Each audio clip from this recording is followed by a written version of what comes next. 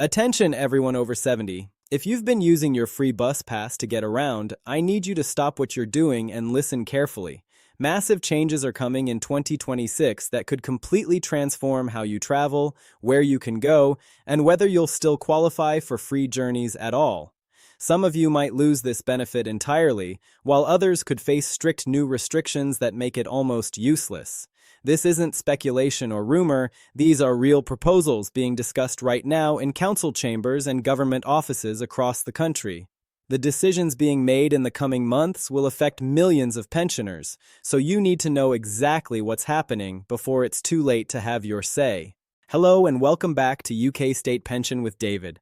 I'm David, your trusted source for all the latest news and updates on pensions, benefits, and entitlements affecting older people right here in the United Kingdom.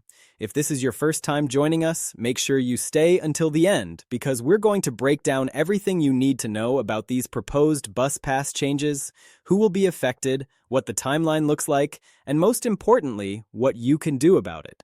Today, we're tackling one of the most significant shakeups to pensioner benefits in recent years, the proposed changes to the concessionary bus pass scheme that millions of over-70s depend on every single day. For many years now, the older person's bus pass has been one of the most valued benefits available to pensioners across England.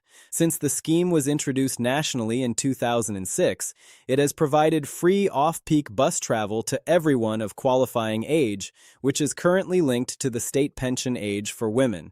However, many local authorities offer passes from age 60, and the over-70s have become the largest user group of this scheme. These passes have been absolutely vital for maintaining independence, staying connected with family and friends, accessing essential services like healthcare and shopping, and combating the loneliness and isolation that can affect older people. But now, as we approach 2026, the entire system is facing its biggest challenge yet. The background to these changes is rooted in the enormous financial pressures facing local councils across the United Kingdom. Since 2010, local authority budgets have been cut dramatically, with many councils losing 40 to 60% of their central government funding. At the same time, the costs of providing services have increased substantially. Social care costs have skyrocketed as our population ages, and people live longer with complex health needs. The cost of maintaining roads, libraries, parks, and other essential services keeps rising. And the concessionary bus pass scheme, which costs councils in England around £1 billion every year, has become an increasingly difficult commitment to maintain. Transport operators must be reimbursed for carrying pass holders for free, and as bus usage has declined among younger fare-paying passengers while increasing among older pass holders, the financial burden has intensified. Now let's talk about what exactly is being proposed for 2026. The changes vary significantly depending on where you live in the country, but there are several common themes emerging from consultations and proposals across different regions. First and foremost, many councils are considering introducing means testing for bus pass eligibility.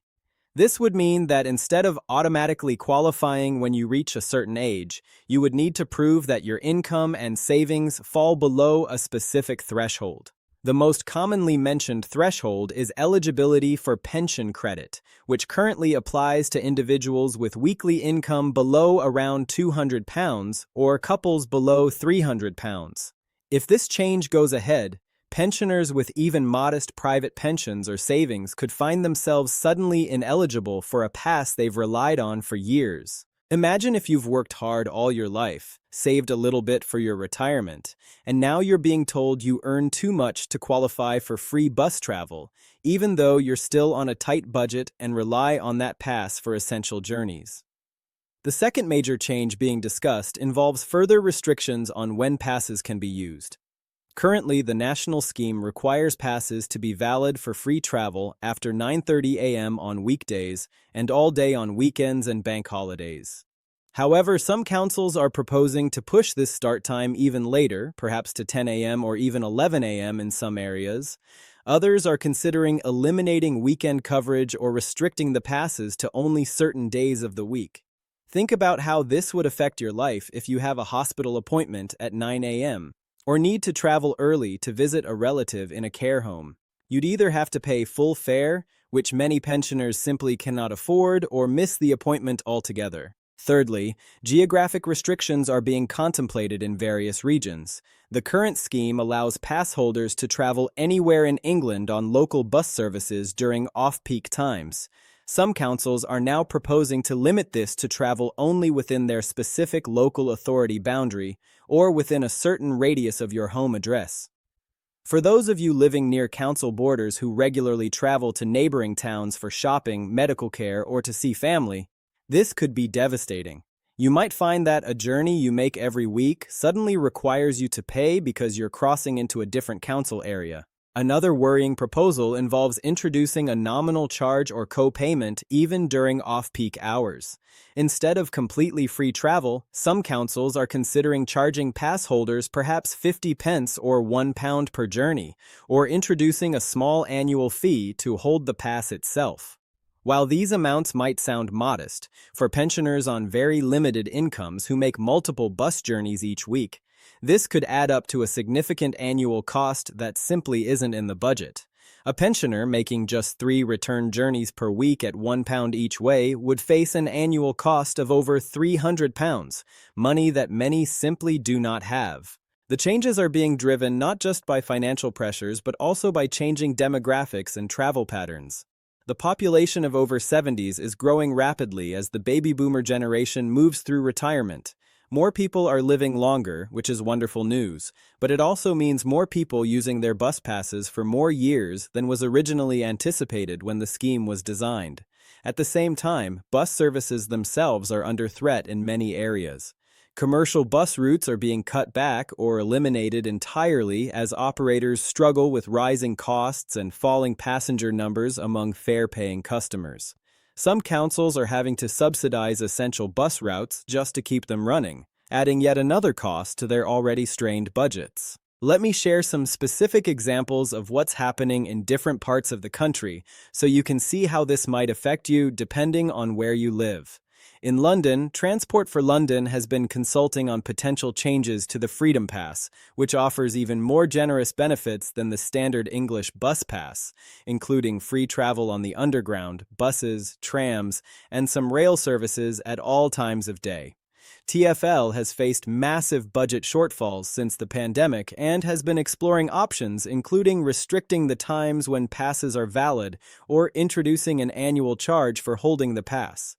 In the Northeast, several councils have discussed limiting passes to travel only within their regional area rather than across all of England. In rural counties like Devon and Cornwall, where bus services are already sparse and many routes are subsidized, there's been talk of requiring contributions from pass holders or eliminating coverage on certain less used routes entirely.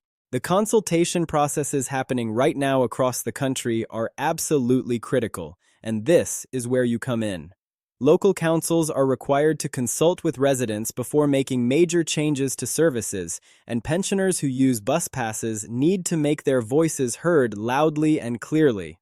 Many older people don't realize that these consultations are happening or don't understand how to participate. You can usually respond online through your council's website, by attending public meetings, or by writing letters or emails to your local councillors. When you respond, be specific about how you use your bus pass, what journeys you make, why they're important, and what impact the proposed changes would have on your life. Real stories from real people are far more powerful than general objections. It's also worth understanding the legal framework around bus passes. The concessionary travel scheme is actually a statutory requirement, meaning councils must provide it, but the exact details of what must be provided leave some room for variation. The England National Concessionary Travel Scheme regulations set minimum standards that local authorities must meet, but councils can and do offer more generous provisions if they choose and can afford to do so. Any changes that fall below the national minimum would require changes to the regulations themselves, which would need to go through Parliament. However, councils have considerable flexibility in how generously they implement the scheme beyond that minimum, which is why we're seeing such varied proposals across different areas. For those of you who are over 70 and deeply concerned about these changes, Let me offer some practical advice on what you can do right now.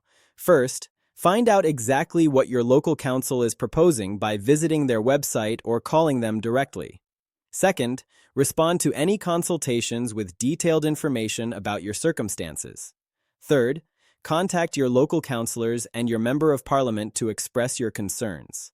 Fourth, connect with local pensioner groups, Age UK branches, or other advocacy organizations that are campaigning to protect bus pass benefits.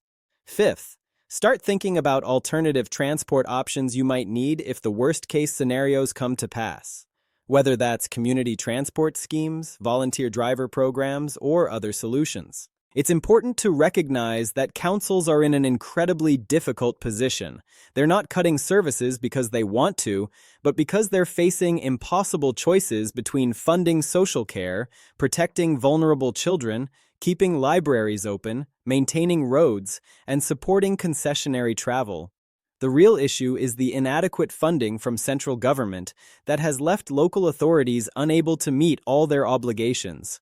Pensioner groups and councils often find themselves on the same side, both calling for better funding from Westminster rather than being forced into these painful decisions. Looking ahead to 2026 and beyond, the future of concessionary travel in the UK remains uncertain.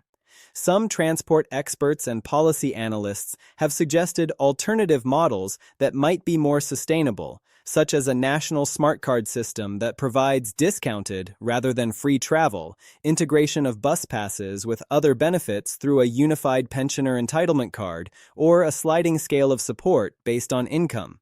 Others argue that free bus travel is such a valuable social policy, keeping older people active, independent, and engaged with their communities, that it should be properly funded as a national priority rather than being left to cash-strapped councils. The health and well-being benefits of the bus pass scheme cannot be overstated.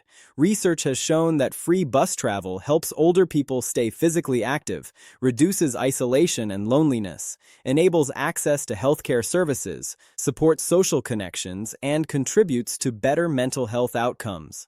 When older people lose access to free travel, they often become more isolated, miss medical appointments, and experience declining health and well-being. The cost savings to the NHS and social care system from keeping older people mobile and independent may well exceed the cost of providing free bus travel, though these benefits are harder to measure and often overlooked in purely financial calculations. So there you have it, a comprehensive look at the bus pass changes coming in 2026 and what they mean for over-70s across the United Kingdom.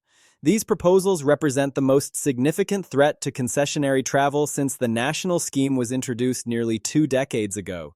Millions of pensioners could be affected, facing means testing, restricted hours, geographic limitations, or charges for travel. The impact on independence, well-being, and quality of life could be profound, particularly for those on the lowest incomes who rely most heavily on their bus passes. But this is not a done deal yet. Consultations are ongoing, decisions haven't been finalized, and there's still time for pensioners to make their voices heard and push back against the most damaging proposals.